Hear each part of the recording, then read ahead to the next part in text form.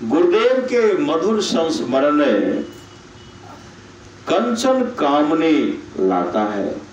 श्री सद्गुरु महाराज की जय। सुना है सद्गुरु महर्षि में ही परमहंस जी महाराज के एक सन्यासी शिष्य थे। वे वर्षों तक देश भ्रमण करने के बाद अपनी जन्मभूमि आए और खेती करने लगे। कुछ वर्षों के बाद उन्हें खेती से बहुत आमदनी हो गई। इस बात की जानकारी गुरुदेव को हुई तो उन्होंने अपने उन सन्यासी शिष्य से कहा कि तुम सन्यासी हो, अपने पास अधिक रुपये मत रखो। धन दौलत और रुपये पैसे सन्यासी को बर्बाद कर देते हैं। कनक आने के बाद कामनी की भी इच्छा होने लगती है। और कहते हैं, गुरुदेव कहते हैं, इसलिए तुम अपने रुपयों को साधु संतों की सेवा में खर्च करते जाओ। उनसे सत्संग करा दिया करो। उनसे क्या करो? सत्संग करा दिया करो। भोज भंडारे में उन्हें खर्च कर दिया करो। यदि ऐसा नहीं करोगे तो तुम्हारा आधा पतन हो जाएगा। तुम्हारा आधा पतन हो जाएगा।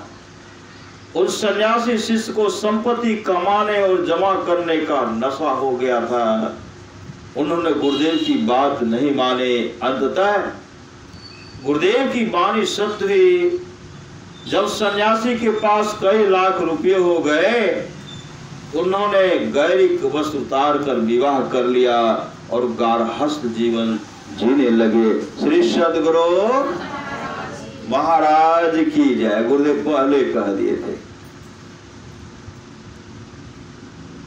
संपत्ति बढ़ जाने पर मन चंचल हो उठता है। संपत्ति अगर बढ़ जाता है, मन क्या होता है?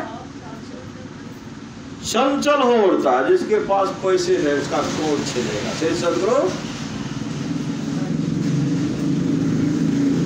संपत्ति बढ़ जाने पर मन चंचल हो जाता है, चंचल हो उठता है और विषय सुख की रुचि बढ़ जाती है।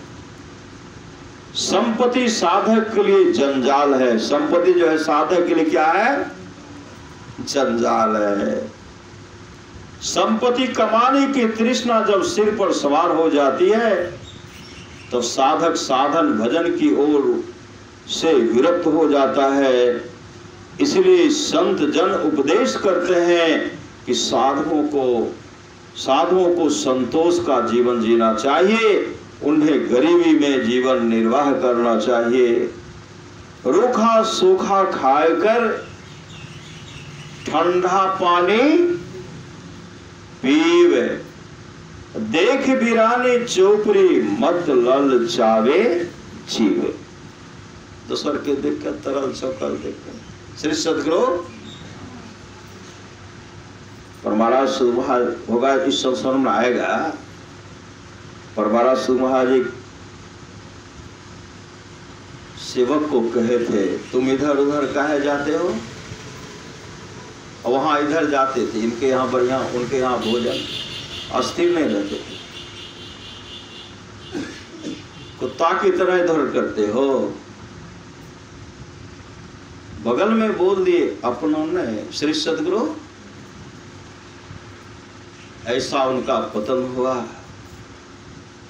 गुरुदेव से कहते हैं, गुरुदेव वो जो हमार मन नहीं छे विवाह करेंगे।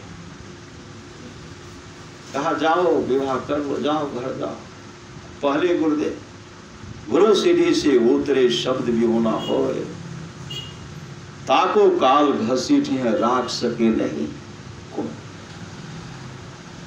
वो कुप्पा घाट से चले आए अपने घर, शादी कर ली, कई बच्चा हुआ, उसी में सड़ गए। श्री सद मतलब गुरु के परमात्मा की संगता, नाम नहीं बताऊंगा। श्री सदगुरु यूट्यूब पर चला जाएगा, बड़ा गर्व हो जाएगा। श्री इसलिए गुरु की आज्ञा का हमेशा पालन कीजिए। कह ही देता हूँ ओथा। छोड़िए, श्री सदगुरु गुरुदेव की आज्ञा नहीं है कहने का, नहीं कहूँगा। श्री सदगुरु देख बिरानी चोपड़ी मत ललचावे जीव, साईं इतना दीजिए जामे कुटुंब समाए, मैं भी भूखा ना रहूं साधुन भूखा जाए, भला बुरा सबका सुन लीजिए, कर गुजरान गरीबी में प्रेम नगर में रहनी हमारी, भली बनी आई सबूरी में संत कबीर साहब। गरीबी में मनुष्य संयमित रह पाता है और अमीरी में वह असंयमित हो जाता है। संयमित मनुष्य ही संयमित मनुष्य ही साधना होती है और संयमित से नहीं। श्री सद्गुरु महाराज की जय।